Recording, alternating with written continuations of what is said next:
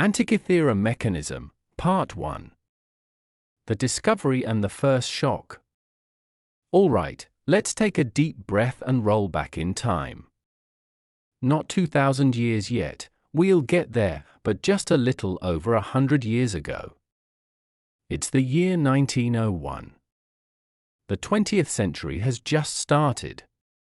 Cars are barely a thing, airplanes aren't even invented yet, electricity is kind of new and exciting.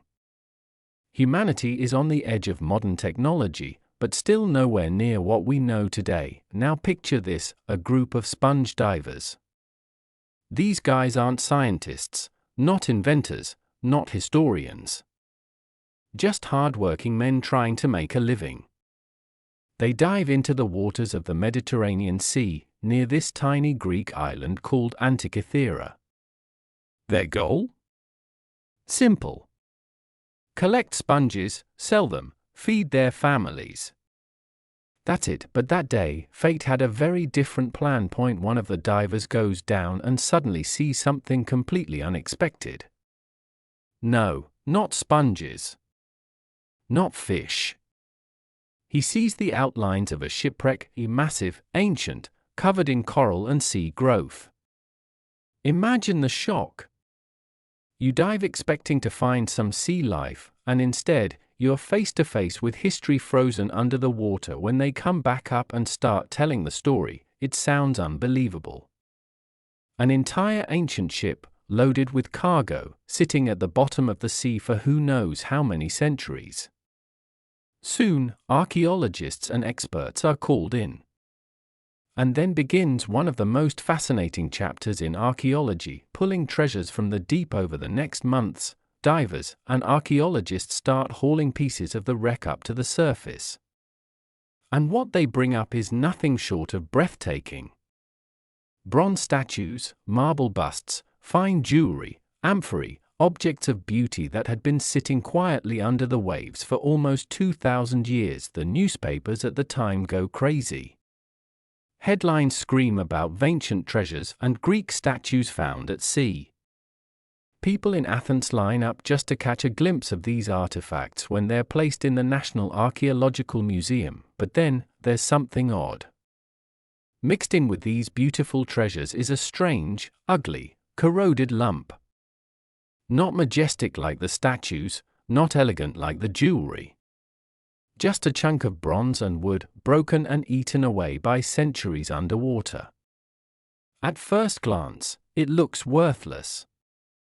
You could have mistaken it for scrap metal, and honestly, at first, that's exactly how it was treated. But history has a funny way of hiding its most valuable secrets in the least attractive packages. The strange lump with gears. When the museum staff begins carefully examining the corroded chunk, they notice something weird. Inside the mass of bronze and green corrosion, there are shapes. Not random shapes, precise shapes, gear teeth. Now, stop for a moment. Gears are common to us. You see them in watches, bikes, cars, toys. They're everywhere. But this was supposed to be from around 100 BCE, over 2,000 years ago. And nobody, I mean nobody, thought the ancient world had this level of precision engineering. For context, the timeline of human technology that people believed in back then was pretty straightforward. Ancient Greeks? Great philosophers, artists, mathematicians, yes. But gears like this? Now. The accepted story was that gear-based machinery only really took off in the Middle Ages, with big cathedral clocks around 1000 AD. So here's this weird corroded object, sitting in the museum, showing tiny, delicate gears that by all logic shouldn't exist for another 1,000 years. It was a glitch in history. A bug in the timeline. But back then, not everyone was ready to hear that. Vallejo Staris notices something in 1902. Just a year after the discovery, a Greek archaeologist named Vallejo Staris is examining the object. And he suddenly realizes, wait. These aren't random shapes. These are gear teeth. Think about the excitement of that moment. He's probably standing in a dusty museum room, peering closely at this corroded lump, and realizing he might be looking at something extraordinary. Stars even suggests publicly that it could be some kind of ancient astronomical device, a tool to study the stars and planets. But instead of celebration, he gets laughed at. His colleagues dismiss the idea. Too advanced, they say. Impossible. And here's the sad part: when something doesn't fit our idea of history, we often ignore it. And that's what happened. The Antikythera mechanism, though nobody called it that yet, was basically shelved. Treated as a curiosity, but not a revolution. For decades, it sat in the museum, gathering dust, while scholars debated whether it was anything important at all. Why people didn't believe it now? Let's try to put ourselves in their shoes. Why didn't people take it seriously? Because if this little lump of gears was real, if it was actually what stars thought it might be, then history was wrong. Very wrong. It would mean that 2,000 years ago, ancient Greeks were building precision gear mechanisms capable of tracking celestial movements. It would mean they were using technology as advanced as clockwork, long before Europe's medieval period, and that idea was too uncomfortable. Too disruptive. It's like someone today suddenly finding a working iPhone buried in a Roman ruin. The first reaction isn't, "Wow, history is different than we thought." The first reaction is, "Nah, can't be real."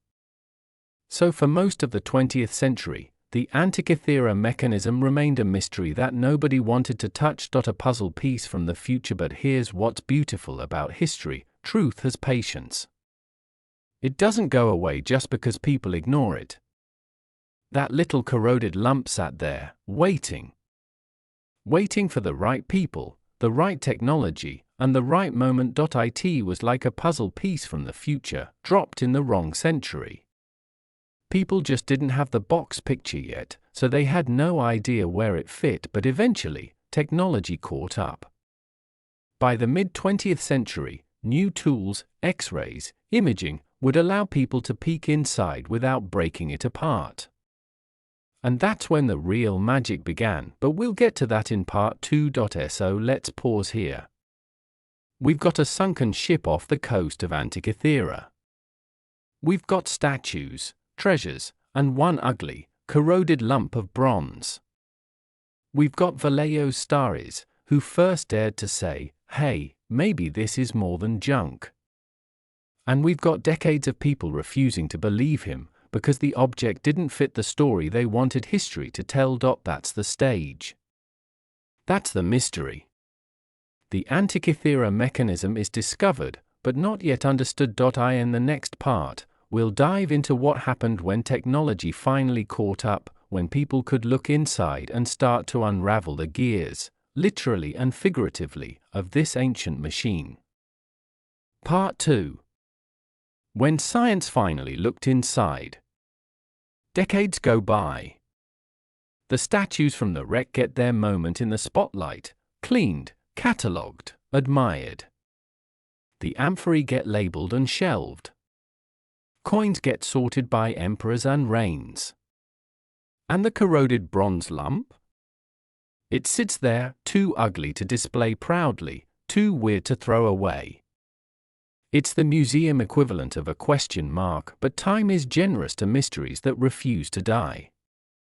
The 20th century arrives with new ways to see the unseen. First simple radiographs, then better X-rays, and eventually the same computed tomography hospitals used to look inside a human body. Someone points those tools at the Antikythera fragments. And for the first time since it sank, we're not staring at crust, we're peering through it. Even the early images are shocking. Inside the green crust is architecture, plates stacked like a mechanical lasagna, axles running through, and most important of all, gears, not one, not two, but a forest of interlocking wheels. Some are wide, some thin, some clearly cut with fine, regular teeth. You can count them. And when you can count teeth, you can calculate ratios. When you can calculate ratios, you can start to guess the periods the maker wanted to encode, and then there are the ghosts of letters. On faces you'd swear were blank, the imaging reveals tiny Greek inscriptions, some only millimeters high, etched next to scales and around dials. Not poetry. Not prayers. Labels. Like the little tooltips in a modern app. Here's what this pointer shows. Here's the cycle you're looking at. Here's how to read the spiral. Even before the scans, a stubborn historian of science named Derek J. Adesola Price had argued, in the 1950s-70s, that this was no mere trinket, it was an astronomical calculator. He took the idea seriously when most didn't.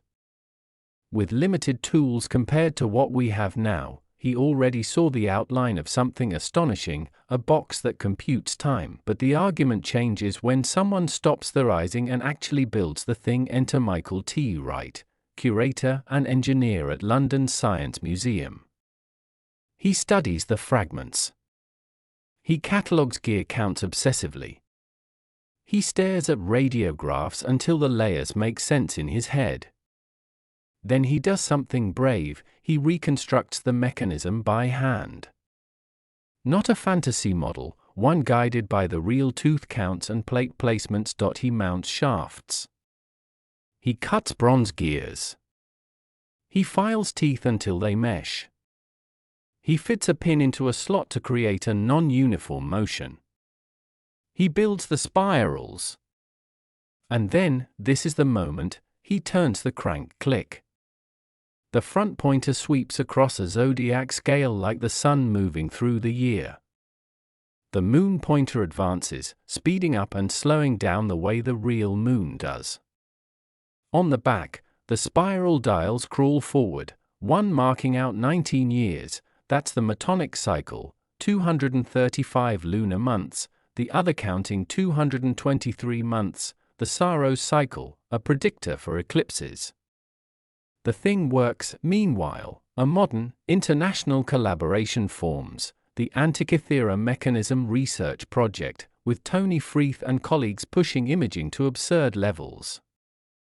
They use high-resolution CT to peel back corrosion layer by layer. They use reflectance transformation imaging, RTI, to coax faint letters out of darkness. The result is a flood of legible text, hundreds of characters, naming cycles, months, and even Pan-Hellenic games. That's right, the device kept track of when it was time for the Olympics and their sister festivals. Somehow that detail makes it feel more human. It's not just a sky machine, it's a society machine. As the data piles up, the mechanism's logic emerges. The front tracked the sun and moon across the zodiac, with a calendar ring that could be adjusted to different Greek city calendars. The moon's uneven speed, its orbital wobble, was modeled by a pin and slot mechanism that modulates motion like an analog waveform. The back carried two famous spirals, the Metonic, 19 years, 235 months, and the Saros, 223 months, with tiny windows and pointers that could announce an eclipse and sometimes hint whether it would be solar or lunar. A subsidiary dial tracked the cycle of Pan-Hellenic games, including the Olympics, rotating through a schedule that mattered to travel, trade, and ritual. Everything locks into place with the satisfying inevitability of a solved puzzle. The gear trains line up with astronomical periods. The inscriptions label the functions the mathematics already predicted. And the crank, humble, simple, ties it all together with a gesture any curious mind can understand. Once you see that, it's hard to unsee. The Antikythera mechanism is not a rumor or a one-line footnote. It's a proof. A proof that 2,000 years ago, somebody built an analog computer that translated the heavens into motion. You could hold it, and yet, as explanation grows, so does the mystery. Who built it? A lone genius working in an island workshop? A team? A tradition? Where did the know-how live? Rhodes comes up a lot, home to astronomers and instrument makers, a place where the mathematician Hipparchus may have worked. So does Alexandria, with its museums and mathematicians. Maybe there were multiple hubs. Maybe there were instruction texts, lost like so many scrolls, and the cruelest question, was this the only one? Or is it just the only one that survived? The scans can't answer that. But they do one vital thing: they finally let us talk about how the machine worked, not in metaphors, but in mechanics. Which brings us to the most satisfying part of the whole story. Part 3.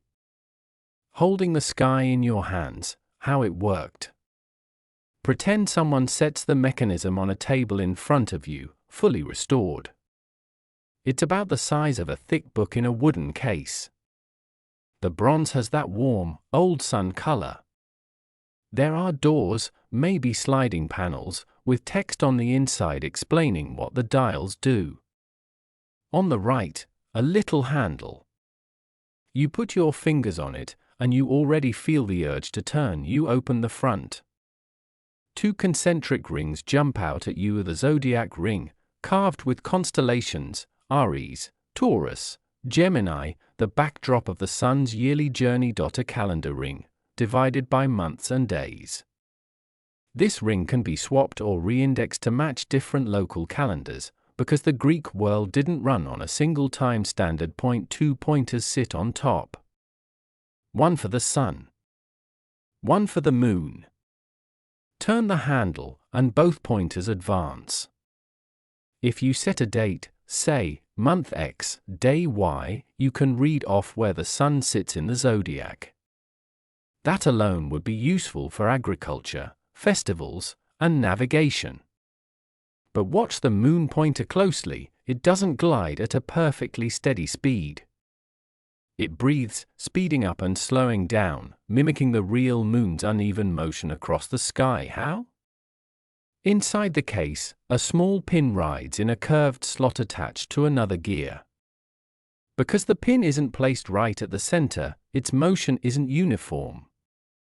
As you turn the crank, the pin forces the slot, and therefore the attached gear, to move just a little faster and a little slower at different points in the cycle. That analog nuance maps beautifully onto the moon's anomalistic month. No tables. No calculus. Just geometry in metal. Some scholars argue there were also pointers for planets: Mercury, Venus, Mars, Jupiter, Saturn, moving on small epicycles. The evidence is debated, because the relevant pieces didn't survive cleanly, but the idea is reasonable. Whether or not those planetary indicators were included in this particular build, the front dial already tells a convincing story. This is a dynamic sky model. Flip the case and you get the real eye candy: the spirals. On the top, a 5-turn spiral with 235 divisions, each division a lunar month. That's the Metonic cycle, the 19-year pattern after which the phases of the moon line up again with the same calendar dates. A little pointer crawls along that spiral as you crank, month by month, year by year. If you're a priest scheduling rituals, or a city deciding on festivals, or a farmer timing plantings, that's gold. On the bottom, a 4-turn spiral with 223 divisions, the Saros cycle. This is your eclipse predictor. The pointer moves across month after month, and the inscriptions help you read whether an eclipse is due, whether it's likely to be solar or lunar, and sometimes notes about visibility. It won't tell you everything, a modern ephemeris does more, but for an ancient device, it's astonishing: a forecast machine for shadows. And then there's the dial that always makes people grin, the game's dial. It's a little reminder that technology serves culture. Every 4 years it says, Olympics. In between it ticks through Pythian, Nemean, and Isthmian games, among others. It's like the device is saying, here's the sky, and here's when we gather. Science and society on one face. All of this is hidden choreography made possible by ratios. The maker didn't just throw gears in the box and hope. They chose tooth counts to translate crank turns into exact cycle progressions: 19 years, 235 months, 223 months, 76 years in some reconstructions. The math is baked into metal. Zoom in on the craftsmanship and you gain even more respect. Teeth, cut by hand with saws and files, shaped so they mesh without binding. Not microscopic precision, but consistent and intentional. Plates, stacked to keep trains in plane, standoffs and pillars to stop wobble, pins pinned over to lock axles in place. Case, protective wood, probably with doors to keep dust out and inscriptions inside so you don't need a separate manual. That's good UX. Maintenance, this needed oil, care, and knowledge. Which implies not just a maker, but an ecosystem of users, people who taught others how to read it, interpret it, and trust it. Now put yourself in the sandals of someone 2,000 years ago. You've heard about eclipses, omens to some, puzzles to others. You want to know when the next one might happen. You set the front date. You turn the crank. The back spiral ticks forward. You read the window. There. That moment when a prediction appears from the motion of metal, that's magic. Not the supernatural kind. The mechanical kind, and it teaches something subtle, too: cycles. The machine is a physical education in periodicity. It tells you the world has rhythms: 19 years here, 223 months there, and that those rhythms are reliable enough to be encoded. Imagine letting that mindset seep into every other field of thought, which brings us, naturally, to the part of the story where this little box starts messing with our big, comforting narratives. Part 4. Why it rewrites the story, and the big what if. The way we like to learn history is neat: stone, bronze, iron, Middle Ages, Renaissance, Enlightenment, Industrial Revolution, computers. A staircase. Every step in order.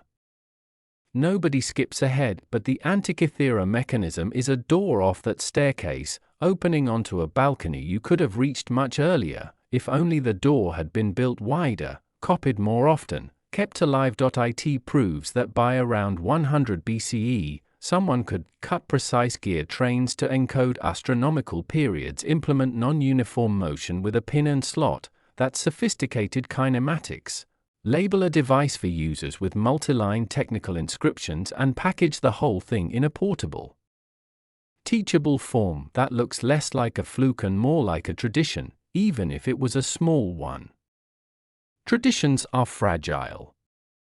They live in hands and habits. They need copying: more devices, more apprentices, more scribes, more patrons. When war, economic collapse, or cultural shifts cut the copying chain, traditions die.so. The mechanism is both an inspiration and a warning. Inspiration, because it reminds us human ingenuity is old. We've been capable of breathtaking synthesis for millennia. Warning, because it reminds us knowledge is perishable. Paper burns. Wood rots. Bronze corrodes. But most of all, people forget, and then there's the irresistible question: what if it hadn't been forgotten? This isn't just romantic musing. There are plausible paths where the survival and spread of mechanisms like this accelerate history and navigation. Better astronomical models and instruments encourage longer, risk-managed voyages. If mariners trust predictions, ocean crossings come centuries earlier. That changes trade routes, cultural contact, and the shape of empires. Timekeeping, keep the gear tradition alive and you get accurate clocks sooner. Clocks transform astronomy, finance, and science. Precision is a force multiplier. Optics, give tinkerers a reason to look closer and they'll polish better lenses. Telescopes in antiquity sound wild, until you consider that a culture which expects mechanisms to explain the sky will chase any tool that helps. Mechanization, widespread comfort with gears makes pumps, mills, escapements, and eventually steam feel like natural next steps. Move Industrial Revolution centuries earlier and the map of human development redraws itself method, instruments that predict and uncheck teacher habit, evidence over authority. If that becomes mainstream earlier, science as a way of arguing takes root faster, but the what-if cuts both ways. Earlier industry can mean earlier destruction. Better logistics, better siege engines, better extraction. Knowledge needs companions, ethics, institutions, norms, to stop power from curdling, which is why the mechanism feels so modern. It's not just a clever artifact, it's a parable. It asks, do you preserve what you know? Do you copy it? Do you teach it widely enough that losing a few libraries won't kill it? Or do you let your best ideas live in one workshop, in one city, vulnerable to one fire? Today we've got cloud backups, version control, redundancy. We also have link rot, proprietary silos, and knowledge bottled behind paywalls. The past whispers, don't assume survival. Survival is work.so. Picture that little box again, bronze gears, wooden case, tiny letters guiding a curious hand. It sank. We forgot. But we remembered enough to rebuild one, to read its labels, to hear its logic. That's a victory. It's also a responsibility. If you could send a single message back to the workshop that made it, what would you write on a thin sheet of bronze and slip under the door? Make 10 copies. Write the method, not just the machine. Teach the apprentices to teach. Or maybe simply, we found you. Thank you.